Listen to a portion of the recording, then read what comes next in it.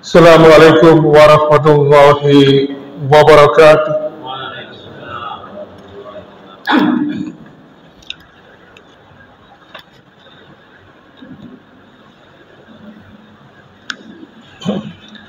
Innal hamdalillah nahmaduhu wa nasta'inuhu wa nastaghfiruh wa na'udzu billahi min shururi anfusina wa min sayyiati a'malina.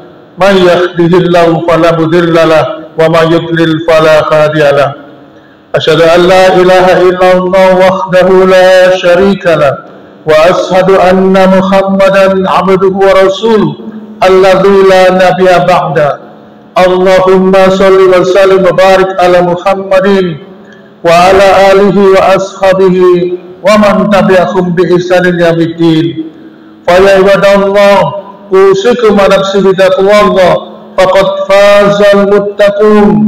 Qala ta'ala fi kitabil karim, a'udzu billahi as-sami'il 'alim minasy syaithanir rajim. Ya ayyuhalladzina amanu taqullaha haqqa tuqatih wa la tamutunna illa wa antum muslimun.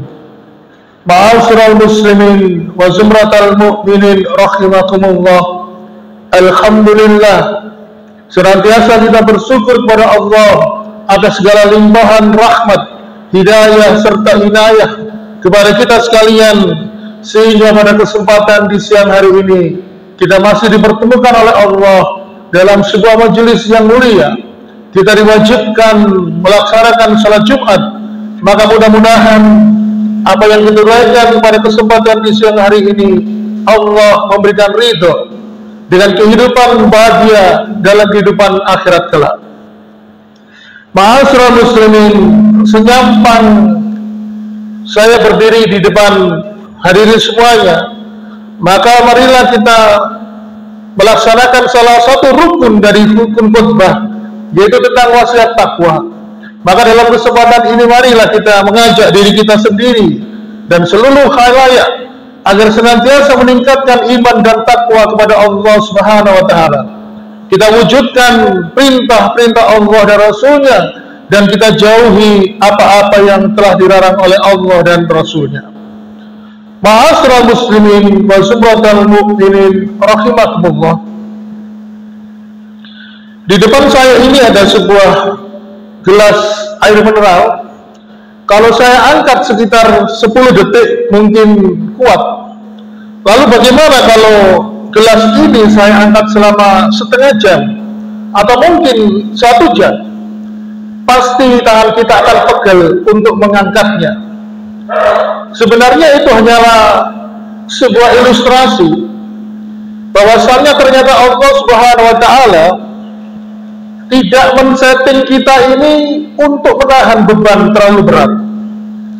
Akan tetapi ketika kita suatu ketika diuji oleh Allah dengan sebuah musibah, lalu kemudian kita merasakan beban yang begitu berat, maka sunnahnya mengikuti contoh dari Rasulullah, angkatlah beban itu sejenak, lalu lepaskanlah. Karena sesungguhnya kita disetting oleh Allah bukan untuk menahan beban terlalu lama. Ma'asyiral muslimin, perlu diketahui bahwa setiap diri kita pasti punya masalah, persoalan, dan yang paling dominan itu adalah ketika kita sudah tidak mampu menahan beban dari ujian yang telah ditetapkan oleh Allah Subhanahu wa taala. Ketika kita tidak mampu menahan beban, akhirnya apa? Depresi, bisa menjadi frustrasi atau putus asa. Akibatnya kita mengalami gangguan kesehatan mental atau gangguan kesehatan jiwa atau mental illness lainnya. Oleh karena itu, ma'asyiral muslimin, maka tidak jarang kalau kita lihat prevalensi atau angka kejadian bunuh diri di negeri kita ini semakin meningkat. Bahkan kalau diteliti, mereka melakukan bunuh diri itu hanya karena mungkin masalah sepele. Seperti yang di Makassar, Sulawesi Selatan, ada seorang ibu yang mengajak anaknya untuk mati. Keempat anaknya yang masih kecil dicekoki dengan baygon. Lalu setelah 4 anaknya mati, baru dia kemudian membunuh dirinya sendiri dengan menenggak minuman beracun. Hal ini gara-gara ditinggal suaminya, sehingga kepikiran dia tidak mampu menghidupi keempat anaknya, karena suaminya sudah kepincut dengan wanita yang lain. Kebetulan secara pribadi saya punya teman sahabat, orangnya humble, senyum, murah senyum. Suatu ketika di kantor dia pamitan ke toilet, setelah lama tidak kembali digedor toilet itu, ternyata mulutnya sudah berbusa. Dia bunuh diri di dalam toilet itu. Setelah ditelusuri, dia punya hutang yang menumpuk, mungkin karena pinjaman online atau judi online dan lainnya. Ma'asyiral muslimin, banyak kalau kita lihat kemarin kejadian ini Rolak Songo, ada seorang laki-laki yang menceburkan dirinya ke dalam sungai Berantas setelah diketahui riwayatnya apa, ternyata dia putus cinta dari pacarnya.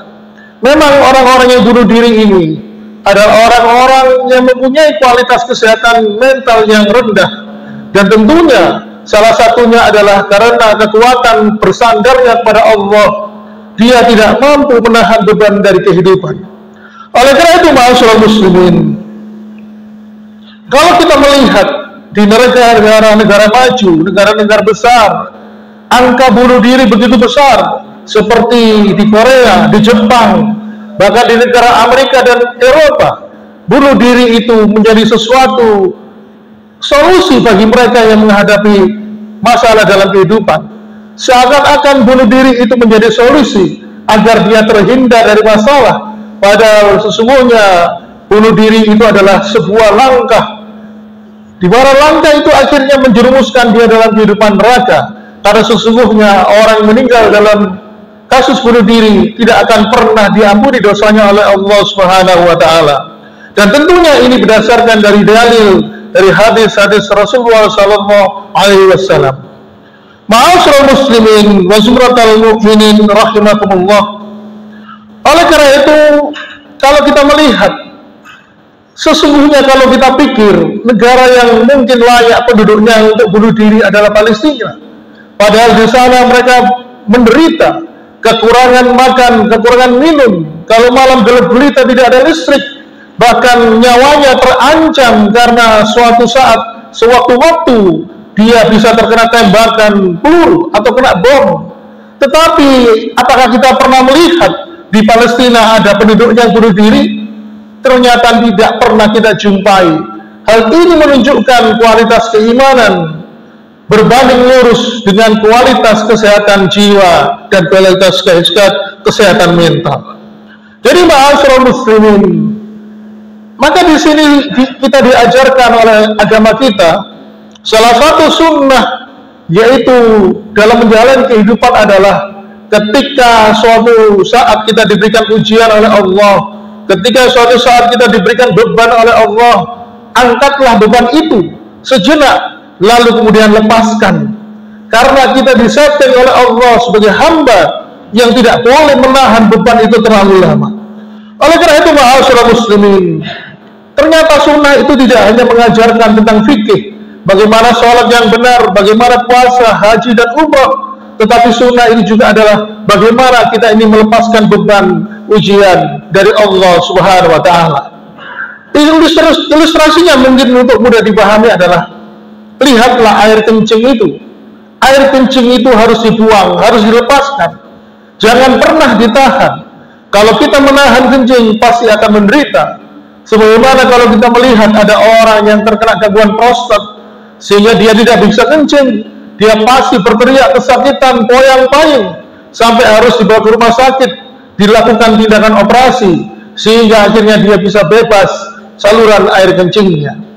Oleh karena itu, ma'asyiral muslimin wa zumratal mu'minin rahimakumullah, para ulama pun menghimpun beberapa tips bagaimana kita ini supaya bisa melepaskan beban kita, beban yang membuat hati kita ini menjadi lemah, beban kehidupan, beban dari ujian dan musibah dari Allah Subhanahu wa Ta'ala.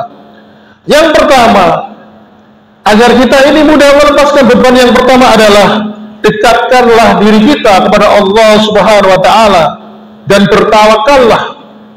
Sebagaimana ketika Allah Subhanahu wa Ta'ala berfirman di dalam surat At-Talaq, "Wa may yattaqillaha yaj'al makhraja wa yarzuqhu min haitsu la yahtasib wa may yatawakkal 'ala Allah fa huwa hasbuh." Barang siapa yang bertakwa kepada Allah, niscaya akan dibukakan jalan keluar baginya, dan dia akan memberikan rezeki dari arah yang tidak disangka-sangka. Dan barang siapa yang bertawakal kepada Allah, niscaya Allah akan mencukupkan segala kebutuhannya. Ma'asyiral muslimin, saya teringat guru saya dulu pernah mengatakan, sesungguhnya ketika manusia itu mengalami permasalahan, kalau masalah itu sifatnya duniawi, maka manusia tidak bertugas untuk menyelesaikan masalah itu, tetapi cukup dekatkanlah dirimu kepada Allah, perbanyaklah ibadah kepada Allah Subhanahu wa Ta'ala, maka Allah yang akan bertugas menyelesaikan seluruh masalah hidupmu. Maka ma'asyiral muslimin, sejalan dengan ayat ini, Allah menjanjikan barang siapa yang senantiasa mendekatkan dirinya kepada Allah, akan dibukakan jalan keluar dari pintu-pintu yang tidak disangka. Oleh karena itu ma'asyiral muslimin, maka langkah pertama agar kita ini mudah melepaskan beban adalah dekatkanlah diri kita kepada Allah Subhanahu wa Ta'ala. Ma'asyiral muslimin, kemudian yang kedua, tips dari para ulama agar kita ini mudah melepaskan beban, yaitu perbanyaklah membaca istighfar. Sebagaimana yang difirmankan oleh Allah di surat Nuh, faqultu astaghfiru rabbakum innahu kana ghafara yursilis samaa 'alaikum midrara wa yumdidkum bi'awwali wa barina wa yaj'al lakum jannati wa yaj'al lakum anhara. Maka aku katakan kepada mereka, mintalah ampunan kepada Allah, sungguh Dia Maha Pengampun.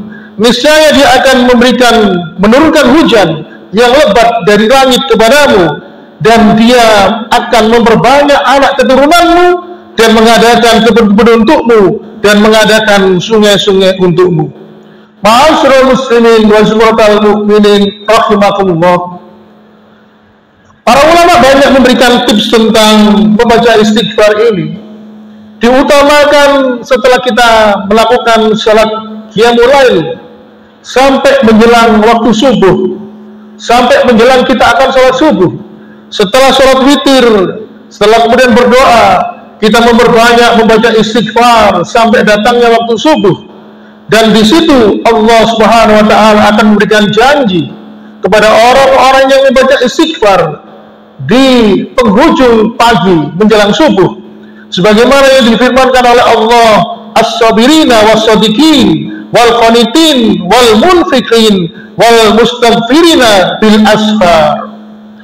Orang-orang yang sabar, orang yang benar, orang yang taat, orang yang menginfakkan hartanya, dan orang yang memohon ampunan pada waktu fajar. Ma'asyiral muslimin, orang yang rajin beristighfar setelah salat malam hingga masuknya waktu salat subuh, di situ Allah janjikan 4 perkara. Was-shadiqin, dia akan dijadikan sebagai seseorang yang hatinya jujur. Ya, kemudian di situ Allah mengatakan wal qanitin, yaitu orang-orang yang rajin beristighfar akan diberikan rasa khusyuk, rasa tenang dalam beribadah, sehingga kalau dia beribadah dengan khusyuk, maka dihadirkan yang berikutnya oleh Allah, wal munfikin, yaitu bertambah hartanya, urusan pekerjaan lancar, rizki berkah dan melimpah. Oleh karena itu ma'asyiral muslimin, inilah kenapa Imam Hasan al-Basri ketika dicurhati oleh umatnya dengan berbagai permasalahan hidup, beliau mengatakan banyak-banyaklah beristighfar kepada Allah Subhanahu wa Ta'ala. Ma'asyiral muslimin wa zumratal mu'minin rahimakumullah. Lalu kemudian yang ketiga, agar kita ini mudah melepaskan beban, ingatlah firman Allah di penghujung surat Al-Baqarah, la yukallifullahu nafsan illa wus'aha. Allah tidak akan pernah memberikan beban ujian kepada seseorang kecuali beban itu sesuai dengan kemampuannya. Maka yakinilah ketika kita diberikan ujian, diberikan beban oleh Allah, yakinilah beban itu sudah sesuai dengan apa, sesuai dengan kapasitas kemampuan diri kita. Oleh karena itu ma'asyiral muslimin, sekali lagi, menahan beban bukan ciri orang beriman, Tetapi orang beriman itu cirinya adalah dia melepaskan beban setiap permasalahan. Kalau itu sifatnya ujian duniawi, maka itu adalah bentuk ujian, bentuk Allah meningkatkan derajat kita. Maka kalau kita mensikapi ujian dari Allah dengan sikap sabar, kita kembalikan kepada Allah Subhanahu wa taala, maka Allah menjanjikan kita akan ditingkatkan derajat kita. Sebaliknya, ketika kita diberikan ujian, lalu kita menggerutu, kita protes kepada Allah, sungguh kita akan semakin hina di hadapan Allah Subhanahu wa taala. Aqulu qouli hada wa astaghfirullaha li wa lakum innahu wal ghafurur rahim.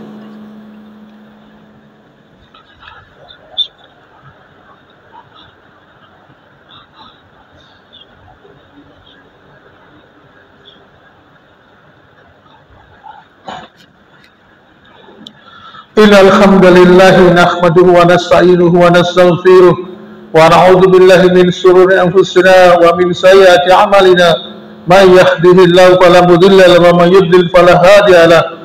Asyhadu an la ilaha illallah wa asyhadu anna Muhammadar Rasulullah.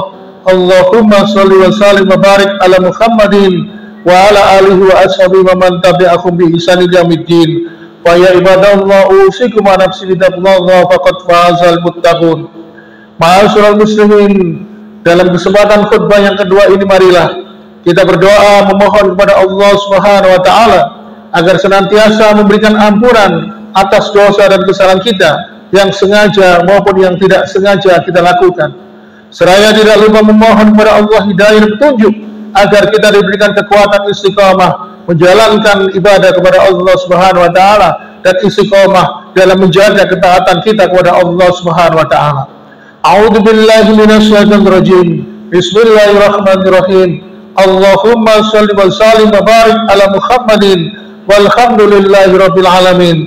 Allahumma ighfir lil muslimin wal muslimina wal muslimat wal mu'minina wal mu'minat al ahya minkum wal amwat innaka sami'un qaribun mujibun da'wat. Allahumma ighfirli wa liwalidayya warhamhuma kama rabbayani shaghira. Rabbana zalamna anfusana wa illam taghfir lana la tarhamna lanakunanna minal khasirin. Rabbana la tu'akhidna in nasina akhtana. Rabbana wa la tahmil 'alaina isran kama hamaltahu 'alal ladzina min qablina. Rabbana wa la tuhammilna ma la taqata lana bih wa'fu 'anna waghfir lana warhamna anta maulana fansurna lil qaumil kafirin. Rabbana hab lana min azwajina wa dhurriyyatina qurrata a'yun waj'al muttaqina imaman. Rabbana la tuzigh qulubana ba'da idh hadaytana wa hab lana min ladunka rahmah innaka antal wahhab. Rabbana innaka jami'un nasi liyawmin la raiba fi innallaha la yukhliful mi'ad. Rabbana atina fid dunya hasanah wa fil akhirati hasanah wa qina adzabannar. Subhana rabbika rabbil izzati amma yasifun wa salamun alal mursalin walhamdulillahi rabbil alamin. Ibadallah, innallaha ya'murukum bil 'adli wal ihsan wa ita'i dzil qurba wa yanha 'anil fahsya'i wal munkari wal baghi la'allakum tadhakkarun wa la dzikrullahi akbar.